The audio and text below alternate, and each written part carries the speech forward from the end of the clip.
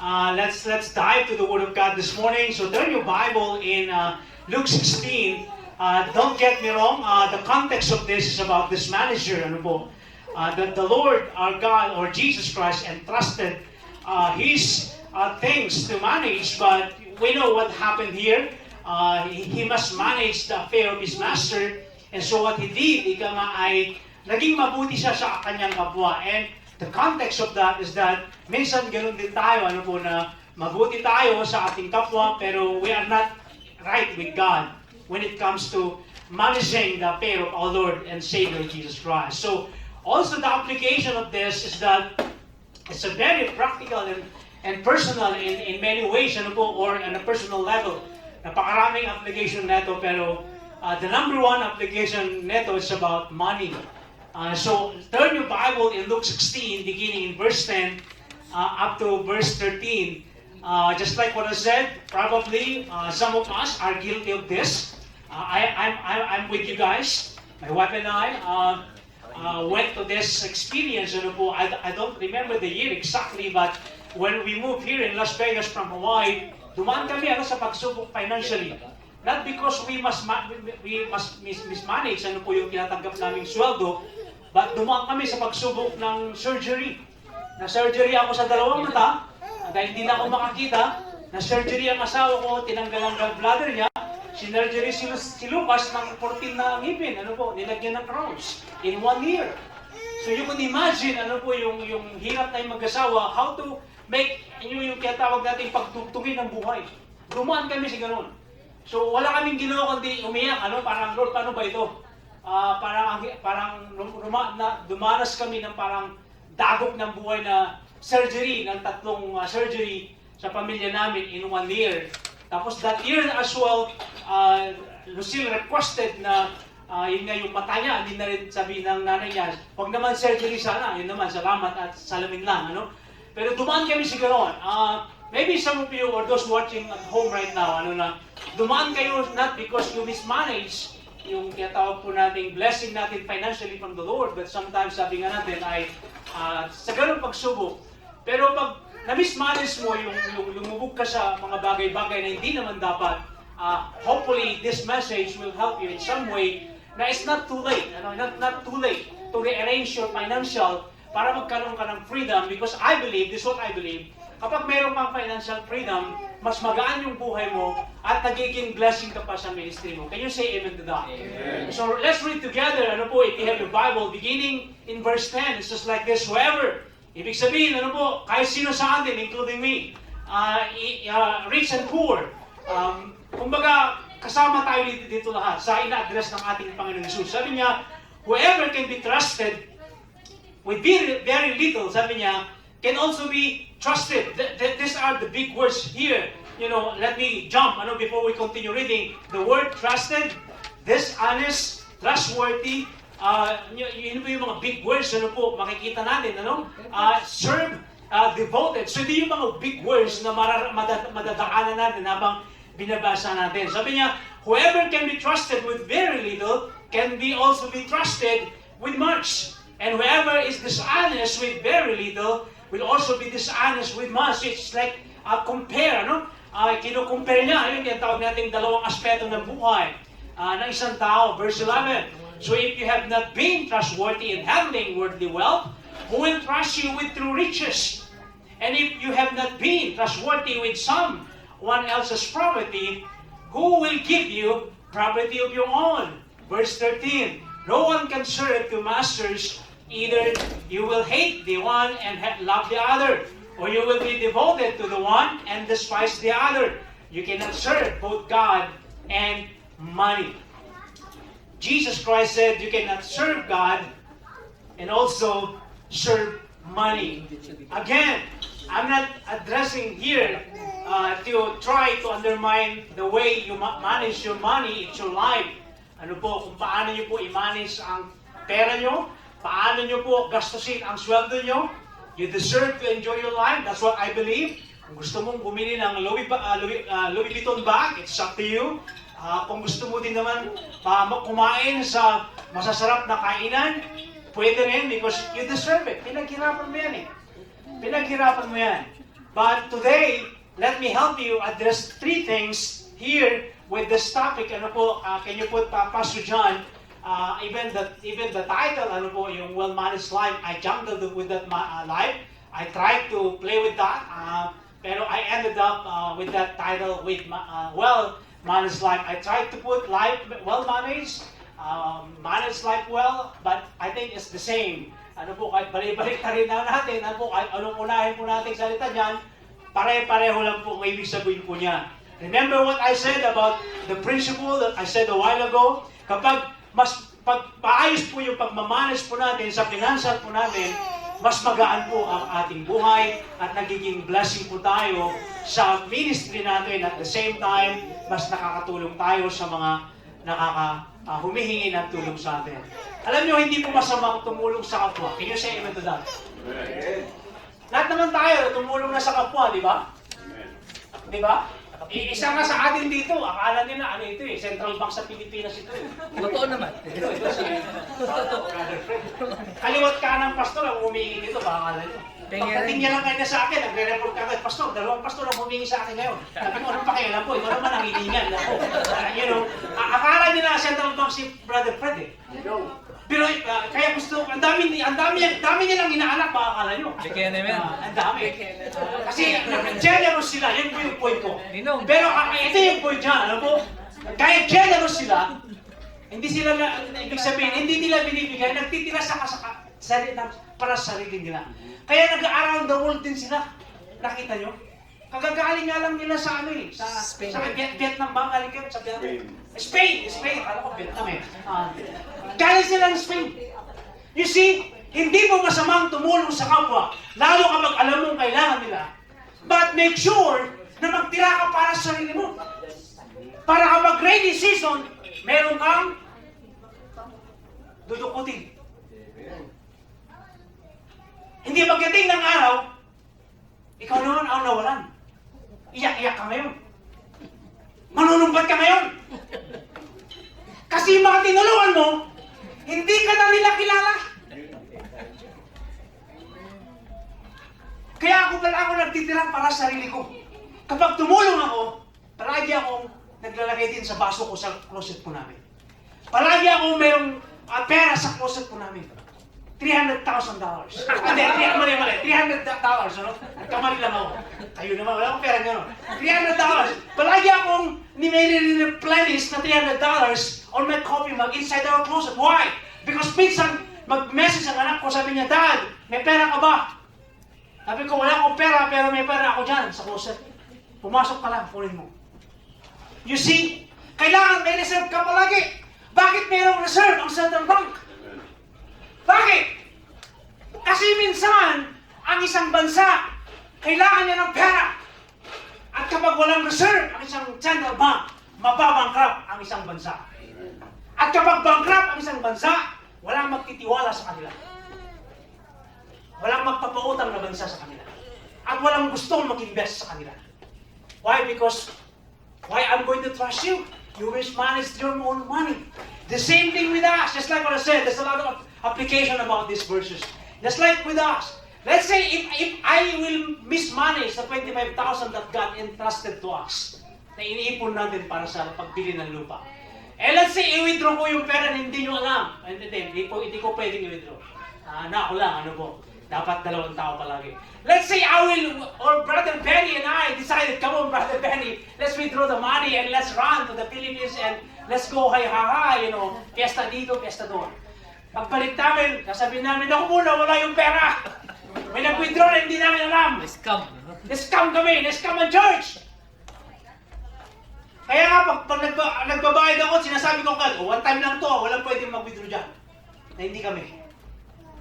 Kahit online, sinasabi ko sa manager ng bangko, kahit online, walang pwedeng mag-withdraw dyan. Nang hindi kami. Why? Because, we need to protect that. People entrusted that money to us. By through offering, by help, ng mga taong nagmamahal sa atin. And so again, mga kapatid sa pananampalataya, dapat tayo po, i-manage po natin yung mga bagay-bagay na pinagkatiwala sa atin because you are a manager, I am a manager of the things that God entrusted us. Your life, your family, this church, your work, your money, everything, your homes, your car, you need to manage them well. Or else the Lord our God will take them away from us. So number one, that I learned from here that I want to share with you is that be honest with little things. Be honest with little things. In verse 10, sabi niya, kapag pinagkatiwalaan niya tayo ng maliliit na bagay, ang Diyos mismo, ipagkakatiwalaan din natin. The word that He used here, much more. Can you say it with me? What? Much more. Ready? Go. Much more. Gusto natin yun, di ba? Sino magtitiwala sa'yo ng $100 kung hindi kanya pinagkatiwalaan ng $1? Let me give you an example here. Si Lucas, marunong mag-save ng money. Yung anak namin. He's saving money for the rainy season. He's saving money to buy toys. Alam nyo, ang target niya ngayon, $200. He's saving $200 and one time, umabot na siya ng $185. Sabi niya, Dad, I'm super rich. Sabi niya, I have $185. Unfortunately, he always go to Barnes & Nobles every Saturday. And so one time, he saw something, na worth more than $60 na toy na gusto niya. Sabi ko, anak, that's too expensive. Bakit hindi tayo bumili? Okay, pag-uwi ko sa Pilipinas, pumunta lang ako ng Divisoria, hanapin ko yung ganyan. Sabi niya, no, Dad, I wanna buy these things. Sa uwi namin, sabi ko, sige, count your money. Binili lang niya yung pera niya, sabi niya, Dad, I have $185, minus $65, sabi niya, meron pa akong $120. Sabi niya, and not only that, sabi niya, binibigyan mo naman ako kapag meron kang cash na tip galing sa pag-Uber mo. Alam niya, no? But the good thing about that, he counted the money, he took away that $65, and me and my wife and Lucas went back to Barnes & Nobles para bilhin ang gusto niya. Pag-uwi namin, magaan ang pakiramdam niya sapagkat sarili niyang pera ang ginamit niya. Nakita niyo? Mas magaan ang buhay kapag pinagkatiwalaan tayo ng Diyos na maliit na bagay. And sabi niya, much more will be entrusted to you and with you dahil pinagkatiwalaan niya tayo ng maliit na bagay. I don't know about those little things. Ano po? Maybe $1, maybe a small house, maybe a small car, maybe a small business, maybe a small sa paningin natin, but later on, because God trusted us, our cups will be running over later on in our life dahil pinagkatiwalaan niya tayo because of those little things. Alam niyo, I already said it, yung pagtitiwala ng Diyos sa atin ng maliit na bagay. Let me apply this in this church. Kung pinagkatiwalaan ako ng Diyos ng 10 members sa church na ito, ibig sabihin, pagkakatiwalaan din ako ng 100 na members later on. Amen. Committed and loyal members. Kapag pinagkatiwalaan ako ng Diyos ng 100 members, later on, pagkakatiwalaan niya ulit ako ng 1,000 members. You see? Kapag hindi niya tayo pinagkatiwalaan, itong maliit na iglesia, we bungled this church or we mismanaged this church. Of course, sino magtitiwala sa amin? Pero let me give you, alam nyo, isang inspirasyon ko dito during the pandemic. Paano tayo nakapag-raise ng more than 30,000 during the pandemic? Wala tayong regular Sunday kundi online. Imagine that. People send money around the world, from Europe, from Spain, from the Philippines, from Hawaii, California, Alaska. They send money. We never met them. They never met us. But because they were watching us online, they sent money through this church. And we were able to raise more than $30,000 in 7 months. Wow! Sabi ko, grabe! And now, let me apply this one as well. Let's say if we mismanage the trust that they put in us during the pandemic, because right now, we are not out of the pandemic right now, at na-mismanage natin yung tiwala nila. Sino pa magtitiwala sa atin? Sa church na maliit na ito? Wala. Alam nyo, kaya pinapadalan ko din sila palagi ng financial report natin, yung mga taong ito. Just to make sure na nakikita nila na hindi ibinulsa ni Pastor Randy ang pera nila. Alam nyo, mga kapatid sa pananampalataya, sabi ng professor ko sa seminary, si Prof. Sulit, sabi niya, dalawang bagay saan nasisira ang pastor, sabi niya. Babae, sabi niya, at pera. Kapag nasira ka sa pera, sabi niya, meron pang recovery dyan, sabi niya. Pero pag sa babae, sabi niya, mahirap ka makabalik dyan. Pero kapag nasira ka sa pareho, sabi niya, huwag ka nang bumalik, sabi niya. Huwag ka nang bumalik sa ministry. Magtrabaho ka na lang kung anong gusto mong trabaho. Alam niyo mga kapatid sa pananampalataya, being trusted with little things will determine our future later on. Will determine your future with the blessing that the Lord our God said much more. Alam niyo, I want this much more. nakarugtong ng little things. Much more. Alam niyo kapag sinabing much more, ito yung sinasabi po natin, na kapag pumunta ka sa store, parang pagpasok mo doon, parang pwede mong ipasarado. Alam niyo, one of the things that I want to buy right now, yung sapatos, ano po, na kahapon, pumunta kami ng Macy's. 3 weeks na kami naghahanap ng suit, na susuot ko sa convention sa Pilipinas. Sabi ko, grabe, ang mamahal. Ikot kami ng ikot, napagod na kami sa mag-asawa ng 3 weeks na paghahanap. Nape-pressure ng asawa ko. Sabi niya, bakit hindi mo na lang kasi isuot yan, yung mga nandyan na sa closet natin. Sabi ko, yung sinusuot kong yan 5 beses na nilang nakita yan baka pwede naman mas bago kayo. So, hanap ka namin ng hanap, ano po. At one time, pumunta kami sa isang bilhin ng sapatos. Pagdating namin doon, sarado, yung boutique na pinupuntahan ko para bumili ng sapatos. Pag sinip namin, pinasarado ng mag-asawa ito yung buong bilihan ng sapatos. 2 lang sila sa loob. Sabi ko, sino ba yung mga ito? Bakit pinasarado nila? Pinanong ko, pwede pumasok, it's exclusive shopping right now. Sabi ko, why? Because of the store. Tinitignan namin, sabi ng asawa ko, si ano ba yan? Si Kardashian? Sabi ko, sinong Kardashian? Sabi ko, di ba, akala ko Kardis, alam niyo ba yung Kardis? Yung pangulam, sino Kardashian? Sabi, si Kardashian de la Cruz. Sabi ko, hindi, si Kim Kardashian. Nisilip namin, kung bakit pinasarado nila itong bilihan ng sapatos. Ito nga, kumisan, doon din ako bumibili. Sabi ko, grabe, Sabi ko sarili ko, ano kaya pakiramdam? Na pagpasok mo sa store, ay sasarado nila para sa iyo lang, ikaw lang ang mag-shopping. At dumadaan yung mga tao. Sino mga tao ito?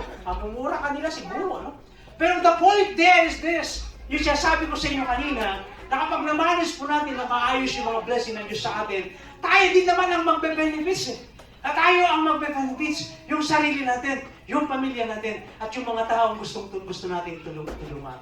So let me go back, I said to a while ago. I mess up as well when it comes to my finances. Lumubog din kami mag-asawa. And we tackled it straightforward. Sabi ko, hindi pwedeng ganito na lang ang buhay natin. Iatak natin yung mga utang natin yan. Sabi ko, harapin natin, bayaran natin. Hindi pwedeng puro ka shopping. Hindi pwedeng labas ka ng labas. Sabi ko, kailangan ibayaran natin. Sa awa ng Diyos, na-overcome namin lahat yon. Na nagkautang na ulit kami dahil umuwi kami noong 2021.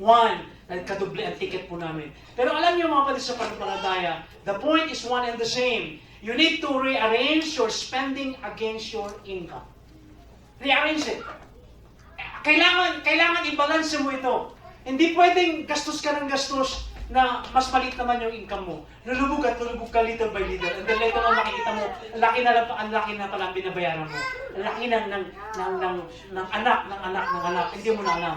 I'm telling you again, rearrange your spending against your income. Makikita mo, little by little, umaangat ka na umangat. And I'm telling you now, if God can trust you with little things, He will give you much more. The second thing that I want to share with you this morning is that manage your hard-earned money well. You heard Lucas, our son. Siya po ay marunong magtipid. Umuutang ang nanay niya kahapon ng $5 dahil pumunta kami sa fantastic yung sa Swapmeet kahapon. Dahil bumili kami ng t-shirt para sa convention sa San Diego, yung suit po natin na t-shirt. Bumili kami ng mga t-shirt, nagmahal na rin, t-shirt. Dati 3 for 10, ngayon 3 for 12 na. Sabi ko, bakit? The same store ang pinupuntahan namin, yung Korean ladies, lady na titinda. Kilala niya na si Lucas, dalangan ni Lucas yung alphabet niyang Korean, Nagpapaturo siya palagi doon. Sabi niya, let's go again. Yeah, we need t-shirt. So, namili kami, sabi ko, ba't nagmahal ka na? Sabi niya, dati 3 for 10. Sabi niya, mahal na rin ang renta namin ngayon. Tapos, para saan ba ito? Sabi niya, gagamitin namin sa confession. Sabi niya, bakit ganito? Bakit Las Vegas, Sin City? Sabi ko, hindi, mamili kami na hindi walang Sin City. Sabi niya, next time, sabi niya, come early, sabi niya, and give me your design, I will print the t-shirt for you. Sabi ko, oh, wow, thank you. Pagkagandahan, dinagdagan niya ng t-shirt. Sabi niya, dagdagan na natin. Baka sakaling may kasama kayo, baka walang t-shirt. Baka may iba siya. So, bumili kami ng mga puting t-shirt, na yun po yung susot natin. Sa convention. Kakanta kasi tayo, baka di nyo alam. Alam mo ba, sa amin, nakakanta tayo. Wala sa practice mo sana, magpa-practice tayo maya, Kakanta tayo sa convention, Yun po yung parte natin sa convention, sa Friday night, ano po. Tapos sa Sabado ay Barong Tagalog tayo, ano po, Cultural Night sa Saturday night. Namumblema si Pastor Willie kung saan siya kukuha ng barong, ano? Nakabili ka na ba? Meron na. Ang susunod daw niya ay may biyak sa likod, ano? Sabi ko, grabe yan, ha? But you know, let me go back. Ano, let me go back.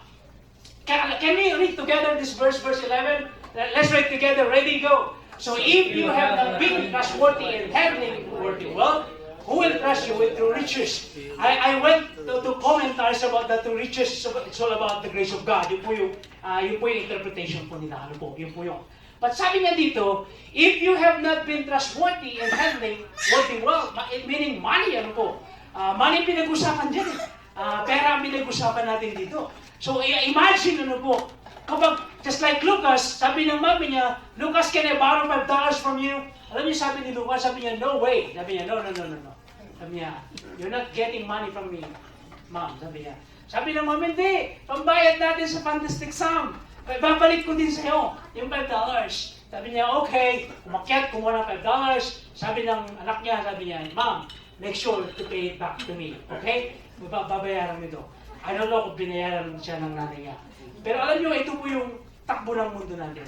Kung ano yung inutang mo, yun din ang babayaran mo, may kasama pang anak, ng may anak, hanggang apo. Alam nyo, yun po yung kalungkutan natin. Pag bangko ang pinautang mo, 4.5%. Kapag bangko nagpautang sa'yo, 18 to 22%. Grabe, ano po? Yun po yung kalakaran ng mundo natin. That's why we need to manage well kung ano yung blessing natin. Here's the thing, ano po? If we haven't been trustworthy in handling worldly riches, sabi niya, hindi rin niya tayo pagtitiwalaan ng true riches. If we must manage, ano po, our hard-earned money, we will end up with nothing in the end. Mamumuli po tayo, mamumulubi tayo. Sinabi ni Harry Solomon, ano po, mamumulubi tayo. Don't get me wrong, ano po, hindi masama ang tumulong ulitin ko, hindi rin masama, ano po, mag-shopping, pero pilitin mo na i-balance yung income mo doon sa ginagastos mo. Remember the woman in Proverbs 31? She was a very generous woman, ano po, in Proverbs 31. Pero sabi ng Biblia, kahit tag-ulan, kahit tag-snow, sabi niya, hindi siya natatakot dahil meron siyang inipon ng panahon ng tag-ipon. Anong sabi ng Proverbs tungkol sa mga langgam? Sa panahon ng tag-ipon, sabi sila po ay nag-ipon. Para pagdating tag-ulan, sabi niya, meron silang kakainin. Tama po yung kasabihan po natin. Na meron kang sinuksok, meron kang matutupon. Kasabihan po natin yan. Kasama sa kultura ng Pinoy yan. Pero alam nyo, meron akong pasahero, kasi ako po ay Uber driver. Meron akong pasahero, sabi niya, I have a lot of Filipino friends, sabi niya. At may mga trabahador ako mga Pilipino. He's from Canada, from Vancouver. Sabi niya, may mga Pilipino akong mga trabahador. Ang sisipag, sabi niya, that's the one thing that I really appreciate with the culture at ugali ng mga tao galing Pilipinas, sabi niya. Masisipag sila. At hindi sila nagre-reklamo. Sabi niya, minsan nababagsakan ng martilyo, hindi sila nagre-reklamo. Trabaho pa rin ang trabaho. Natatakot yata silang magre-reklamo. Pero ito yung ayaw ko sa kultura niyo, sabi niya. Sabi niya, kapag nag-party kayo, sabi niya, welcome party, birthday party, wedding party, sabi niya, lahat ng party, sabi niya, ay masyado kayong magarbo. Sabi niya, magastos kayo, sabi niya. Sa Hawaii, halos galing tayo ng Hawaii, di ba? Sa Hawaii, nung nag-welcome party kami, ako, si Lucille, that time, sa si Vivian, alam niyo kung magkano naipon namin sa welcome party namin? Dumating kami, libre lahat. Alam niyo kung magkano naipon namin nung welcome party namin? Kaya ikaw, Brother Arya, nung welcome party mo sa magkano naipon? Huwag ka maya. Hindi kami na welcome party. Kawawa ka naman. Pastor Willie, magkano naipon mo nung welcome party mo? Wala din? Wala din. Sino? Kayo? Sino nag-welcome din party? Kayo mo, magkano na yung tanggap? 500? Oh my gosh, payat. Alam niyo nung nag-welcome party kami sa Hawaii, alam niyo na ipon namin, more than $7,000. Nagulat ang mga membro, sabi ko, sabi ko pa lang, nabigyan ng ganyan. Sabi ko, ngayon pa lang, ay dito na kami, hindi na kami alis. Alam niyo mga kapatid sa pananampalataya, alam niyo, kami mag-asawa din, nakatanggap kami ng $7,000. Wala pa kami sasakyan noon. Tumakas kami, sa bahay natin Binyang. Tara, punta tayo ng Ridge, mag-shopping tayo. Wala nyo. Hindi namin alam kung paano sumakay ng bus. Instead na papuntang Pernis, papuntang Waikiki, nasakyan namin. Sabi ko, pambira to, wala nagsabi. Akala namin kapag sumakay ka ng bus, diretsyo ng Pernis. Hindi pa naikot ka rin. Mas maganda ng Waikiki ka. Sabi ko, mas okay dito. Mas mamahal ang bilhin. Paldo tayo ngayon. Paldo tayo. Pambira, paglabas ng wallet ko, para kami namimili ng kalabaw at baka. Ang kapal ng wallet namin. Shopping dito, shopping doon. Pero yun, nagastos namin yung pera yun. Wala man lang ipundar para sa bahay. Sabi ko, wala yun siya. Mismanage. Mismanage. Grabe, no? Minsan gano'n tayo, tara na, Arian. Masweldo mo na ngayon. Grabe. Sabi ng asawa ko kahapon, nasa basis kami sa Summerlin. Sabi ko, nung nakita ko na yung gusto kong bilhin, sabi ko, pambihira. 265 jacket lang. Tapos pantalon, 95. Sabi ko, pambihira, ano ba ito? Balik na lang tayo ng S&M, mas mura doon. Sabi ko, 129, pwede na. Sabi ng asawa ko, hindi, ito, pwede ito. Sabi ko, hindi. Bakit? Sabi niya, ikaw lang nagbabayad, hindi naman ako. So ayun, pamilya ko, sabi ko, ito na. Salamat sa Diyos, ano po, more than 200 na, ano yung gastos ko doon. Pero nawala ang asawa ko bigla. Nawala ang asawa ko, sabi ko, saan ang asawa ko? Tapos sabi niya, nag-text, sabi niya, tayo, kasasapatusan ako. Sabi ko, patay ako nito. Hindi siya nagpatalo, may bitbit din siyang bag ng Macy's. Basta lumabas kami mag-asawa, pag may binili siya, o binili ako, meron din siyang binili. Pero pag may binili siya, wala akong binibili. Yun ang kagandahan pagka siya ang gustong bumili. Kaya sa itong magandahan nung pauwi na kami, sabi ko sa kanya, akala ko ba titigil ka na sa pagbibili ng sapatos? Alam niyo, patawarin kami ng Diyos. Lumubog kami din sa bilihan ng sapatos ng unang panahon. Lumubog kami. Padamihan kami ng sapatos mag-asawa. Pero ako tumigil ako. Sabi ko, it's not worth it. Kaya tingnan yung sapatos ko ngayon. Baka gusto na yung magbigay sa inyo. Kapag dating namin kahapon, binuksan niya ang closet niya sa baba. Nakita ko sa taas, hanggang baba, sa taas, sa baba, at sa closet namin sa taas, at sa garage, ang dami niyang sapatos. Sabi ko, Tat, bumili ka ng mga. Sabi niya, oo nga, anong gagawin ko sa mga sapatos? Sabi niya, Tat, ilagay mo pa kayo isang lagay. Sabi ko, bakit? Wala na akong paglalagyan. Sabi ko, meron, ikarton mo na yan, ipadala ko sa Pilipinas. Mas magagamit pa yan. Alam niyo, minsan ganun tayo, ano? Sabi niya, nung pauwi na kami, sabi niya, Tart, titigil na ako. Promise. Promise. Last na ito. Sabi niya, last na ito. Sabi ko sa kanya, salamat. In the name of Jesus. Umalis sana yung spirito na yan sa'yo. Umalis sana yung spirito na yan ng pagbili ng sapatos. Dahil ang dami mo ng sapatos. Ang dami mo ng sapatos. Habang nakaupo ako sa meses kahapon, pabalik-balik siya. Nagmamatsa-matsa siya sa harapan ko. Tata ba ito? Bagay ba ito? Sabi ko, hindi. Sabi siya, ay ito. Ay hindi. Sabi niya, ay ito. Hindi bagay siya. Lahat sinabi ko hindi bagay. Para hindi siya bumili. Alam, dinidiscourage ko siya. Pag alis ko, pumunta ako tumira ko ng t-shirt. Pagbalik niya, meron siyang bit-bit nga ng bag na may sapatos. Sabi ko, dapat pala hindi ko siya iniwan. Alam niyo mga kapatid sa pananampalataya, mismanage ng mga blessing ni Lord sa atin.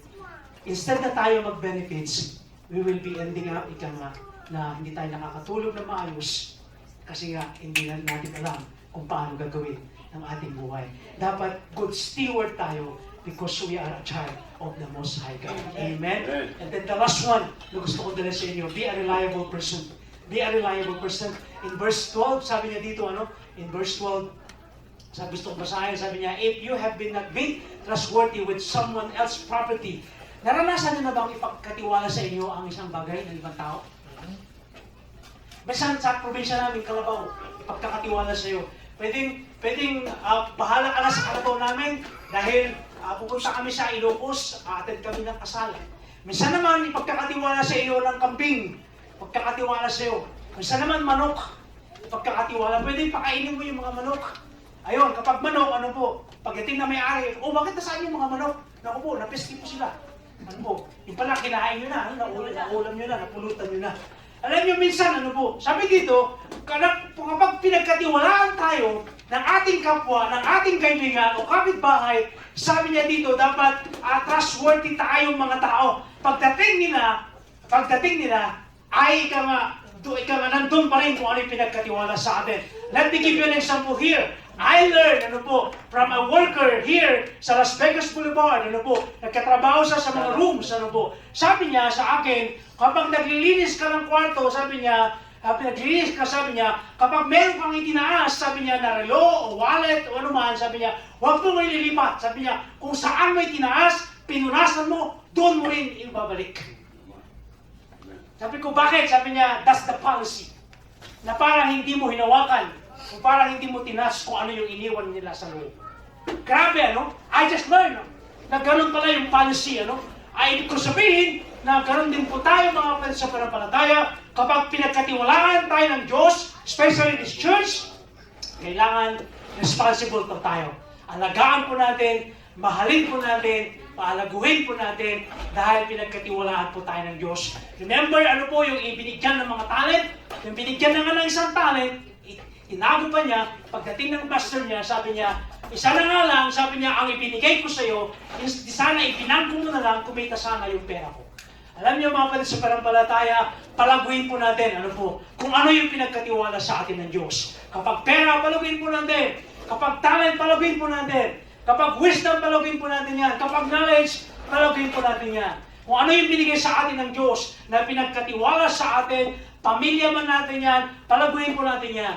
Bahay man yan, palaguin natin yan. Ano man ang pinagkatiwala sa atin ng Diyos, sana maging mabuting manager po tayo. Hindi po sana tayo dishonest na manager para lalo tayong pagkatiwalaan ng ibang tao. And then, let me conclude this one in verse 10. Alam nyo, sabi niya, can you put what now, Pastor John? Sabi niya yung verse 10, sabi niya, verse 13, no one can serve two masters and that is true. Hindi mo pwedeng paglingkuran ng Diyos at paglilingkuran mo rin ang pera. Alam niyo, ito yung conclusion ko dyan. Ito yung understanding ko dyan. Totoo po yan. Hindi mo pwedeng pasubalian yan. Ang katotohanan po rito, ang sinasabi sa atin ng Diyos, ito po yan. We can serve God and we will, get the money or whatsoever and we will use the money to serve God. We will use the money to serve others. Ibig sabihin, huwag nating hayaan ng pera ang ating paglingkuran. Instead, ang pera ang maglingkod sa atin. Amen? Maglingkod tayo sa Diyos at ang pera ang maglingkod sa atin para maging blessing tayo sa ating kapwa, sa ating ministeryo, at sa ating pananampalataya, at ganoon din sa ating pamilya. Alam nyo, ulitin ko, hindi masamang mag-enjoy sa buhay. Kami, ang enjoyment tayo mag-asawa, kumain sa labas, sa Crazy Buffet, o kaya sa Puro. Ayun lang po, alam kong dalawang restaurant. Pag dinalaman ko sa ibang restaurant, hindi ko na alam kung paano kumain. Kasi nagkakamay ako pag lumabas ako, Hindi, pero lang. Alam nyo, sabi ng asawa ko, why don't you expand your horizon, sabi niya, pagdating sa kinakainan natin. At one time, dinalaan nila kami, dito din sa Spring Mountain, isang bar restaurant. Alam nyo, hindi ko alam kung paano kumain, ulitin ko sa inyo. Kapag nasanay ako sa dalawang bagay itong Crazy Buffet, sa Puro, Crazy Buffet, sa Puro, Crazy Buffet, pag dinalaan mo ko sa ibang kainan, parang hindi ko alam kung paano kumain. Sabi ng asawa ko, grabe ka naman, sabi niya. Sabi ko, galing ako ng probinsya eh. Hindi ako marunong kumain sa ganitong mga kainan. Minsan dinala kami sa magandang kainan. Parang yung tinatawag nila mga, ang tawag doon yung mga high-end na kainan. Grabe, ulitin ko sa inyo. Hindi ko alam kung paano ulitin, anong kubyertos ang gagamitin ko. Kung paano, sabi ko, pambira. Next time, huwag nyo na kami dalhin sa ganito. Sabi niyo ng Amerikanong ito sa inyo, bakit? Hindi ako marunong kumain ng ito. Chopstick na hindi ko kayang pulutin ang kaminain ko. Pero pinakitaan ko siya. Kaya kong gamitin ng chopstick sa rice isa-isa. Sabi mo hindi ka marunong. Hindi, pinaktis ko na. Kasi bawat kain namin chopstick ang ginagamit namin. Sabi ko, hi sa bahay. Si Brother Benny nagulat ako. Kina-chopstick na niya ngayon. Ano yung kinakain mo? Kinuha. Alam niyo yung kinuha? Kinuha, ano ba? Yung kinachopstick na yun. Di ba ang lilit mo? Parang gato mo. Kinachopstick na, sabi ko, grabe ito. My point is this, you can relearn things. The same thing with our money management. If you're thinking right now na parang, Pastor, lubog na ako. No, you can rearrange things right now. Pwede mo ulit rearrange para makaahon ka kung nasaan ka ngayon. I'm telling you guys, balang araw, magiging katulad din natin si Brother Fred Yuri na papasyal-pasyal na lang. And I'm telling you, sabi ko kay Sir Vivian, sana pag-retire natin, sabi ko, mapuntahan din natin ng Spain. Sabi ng asawa ko, hindi lang sa Spain asawa ko. Sabi niya, mararating pa natin ang ibang bahagi ng Spain. Sabi ko, oo nga. Sa Spain, sabi ko, doon sa Espanya, sa harap ng UST, sabi niya doon. Sabi ko, grabe ko naman. Ulitin ko, ano po, ang dami natin gusto. Pero ano yung pulpili sa atin? Kawalan. Dahil nga, na-mismanage natin yung mga blessing natin. Pero you can rearrange things now. So, umpisan mong itakil yung mga bagay na yan. And I'm telling you, kaming mag-asawa, unti-unti nakikita namin. Naranasan namin makaahon na, pero naranasan namin lumubog. Naranasan lumahon, sabi ko sa asawa ko, hindi pwedeng ganito-ganito lang buhay natin. Sabi ko, kailangan umangat tayo. Sabi ko sa kanya, hindi tayo ehemplo sa pagbibigay sa kapilya. Sabi ko, kailangan example tayo. Kasi yun ang gusto namin marating. Example kami sa pagbibigay sa kapilya. Para yung membro natin, sabi ko, makita nila, example tayo pagdating sa pananalangin. Kasi pag nakita nila na ako at ikaw hindi marunong, sabi ko, hindi tayo maging magandang ehemplo. And praise the Lord, unti-unti, nararanasan namin yung pinatawag po nating financial freedom. At sana ganun din kayo.